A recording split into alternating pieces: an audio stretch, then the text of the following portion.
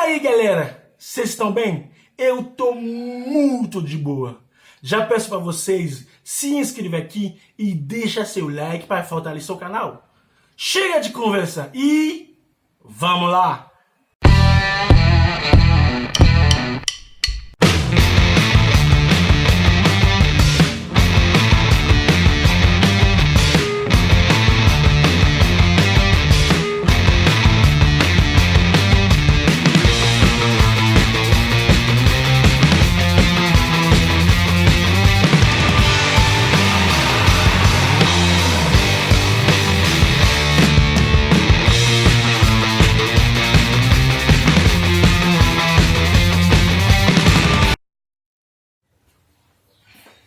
E aí, mano?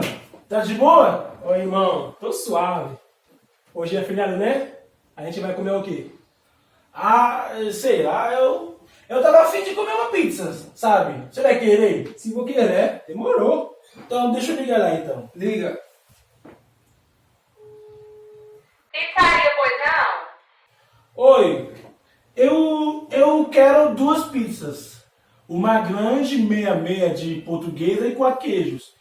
E uma pequena doce de brigadeiro, por favor. Ok, vão ser 3 pizzas então. Vai querer uma bebida? Não.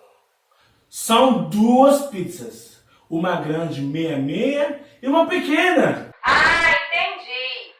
2 pizzas. Uma portuguesa e uma 4 queijos. E uma pequena de doce, né? Caraca, meu, presta atenção. A gente quer duas pizzas.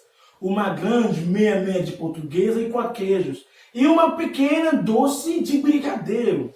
Ah, tá bom. Agora entendi. O senhor quer 2 pizzas, certo? Uhum. Uma pizza de doce e uma de carne seca. Porra! Que Não, foi? fala você, Tó. Que foi? Isso aí, Jota, não quer entender nada, meu. Oh, shit. Alô, tudo bem? Alô, tudo jóia. Ok, escuta. Eu vou falar devagarzinho para você entender bem. A gente quer 2 pizzas. Uma grande, meia de portuguesa e 4 queijos. E a outra pequena de brigadeiro. Ok, entendi. Finalmente. Ó, escuta. Eu gostaria de saber se vai vir com refrigerante também. Não, senhor, porque a promoção que tem aqui é caso você compre 2 pizzas, você leva refrigerante. Ah, não. Chega então, chega. Vamos comer pouca? Com certeza, né?